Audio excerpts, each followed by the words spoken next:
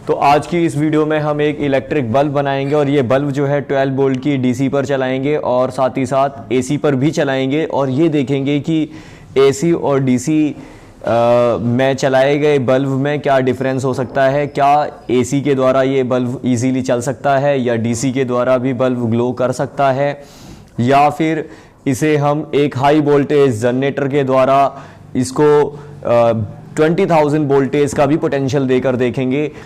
तो देखिए, आज हम एक सिंपल बल्ब बनाएंगे और ये सिंपल बल्ब जो है आपका जब बल्ब का आविष्कार हुआ तो कई बार बल्ब पे एक्सपेरिमेंट किए गए, स्वान के द्वारा, एडिशंस के द्वारा, वोल्टा के द्वारा, तो डिफरेंट टाइप के यहाँ पे बल्ब बनाए गए।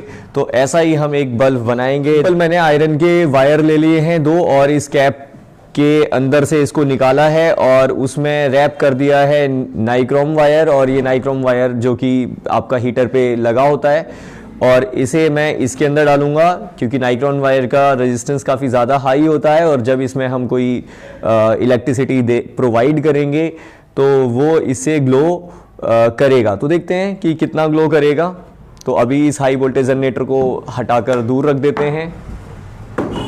अभी देखिए, ये है हमारे पास बैटरी एलिमेंटर जो हमें 12 वोल्टेज का पोटेंशियल और इसकी मैक्सिमम जो कैपेसिटी होगी वो 3 एम्पियर होगी। तो वो इतनी हमें रेटिंग मिलने वाली है करंट की, और देखते हैं फिर इस रेटिंग पे क्या इसके अंदर जो बल्ब है वो ग्लो कर पाएगा।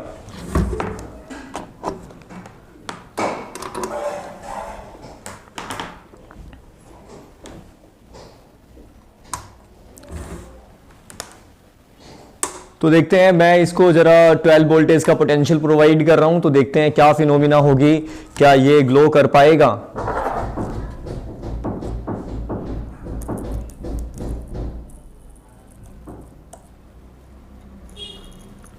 और हाँ, बिल्कुल ये काम कर रहा है। ये फिनोमिना जो है आपकी ऑन है और ये नाइक्रोन वायर जो है ये डीसी के द्वारा ग्लो किया। तो क्या अब ये एसी पे भी काम कर पाएगा? क्योंकि देखिए, यहाँ पे प्रॉब्लम ये है कि अगर मैं इसको ज़्यादा देर तक इसको टच करके रखूँगा तो नाइक्रोम वायर जो है आपका काफ़ी देर तक ग्लो करता रहेगा, लेकिन फिर उसके बाद मेल्ट हो जाएगा।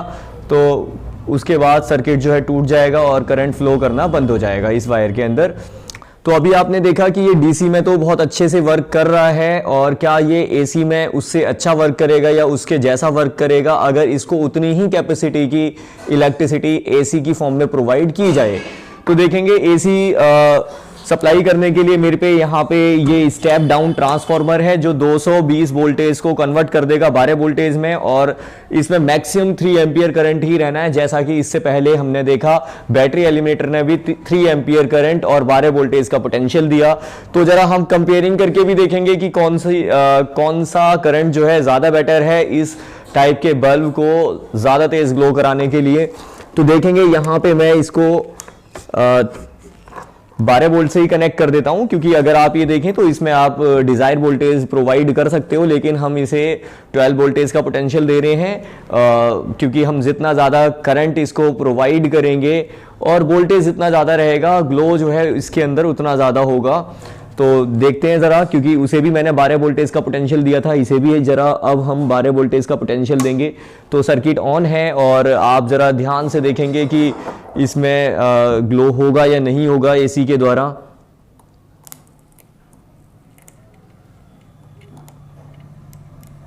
बिल्कुल, तो इसमें एसी के द्वारा भी यहाँ पे ग्लो हो रहा है, तो एसी पे भी ये सिस्टम जो है वर्क कर सकता है। अब क्या ये आपका 20,000 वोल्टेज पे वर्क कर पाएगा या नहीं कर पाएगा?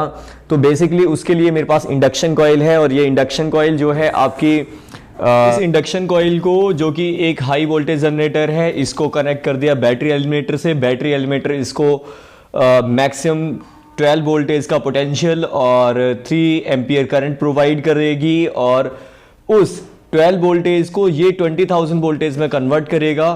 फिर हम देखेंगे क्या ये इसका जो पोटेंशियल है 20,000 वोल्ट वो उस बल्ब को ग्लो करा पाएगा। तो देखिए, सर्किट को ऑन करते हैं और देखते हैं कि कितना होगा ये 20,000 वोल्टेज। जैसी सर्किट को ऑन किया वैसे ही प्लाज्मा, इसके जो इलेक्ट्रोड्स हैं वहाँ हमें बनता हुआ दिखा। तो ये है आपका प्लाज्मा जो आपका 20,000 वोल्टेज पे बनना है, तो इसका मतलब इसका पोटेंशियल हाई है।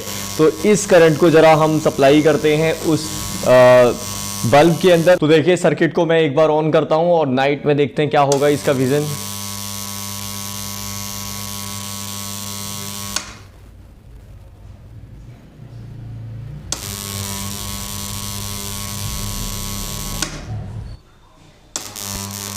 तो देखिए सर्किट को हमने ऑन किया और शायद यहाँ पे कोई हमें इफेक्ट देखने को नहीं मिल पा रहा है।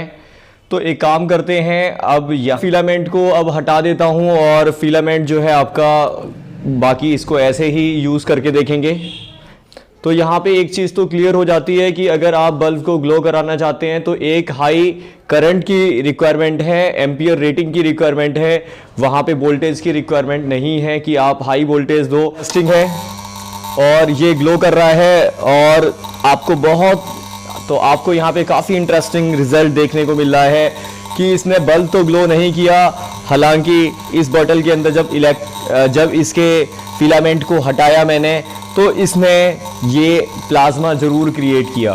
तो है ना काफ़ी इंटरेस्टिंग रिजल्ट। हमें वोल्टेज की रिक्वायरमेंट नहीं है कि हम ज़्यादा वोल्टेज बढ़ाएं, बस हमें ये करना है कि हमें इसको हाई एम्पियर रेटिंग देनी है, करंट की वैल्यू ज़्यादा देनी है, तभी बल्ब ग्लो करा सकते हो। अदरवाइज़ आप प्लाज्मा ही बना सकते हैं इस हाई वोल्टेज जनरेटर के द्वारा।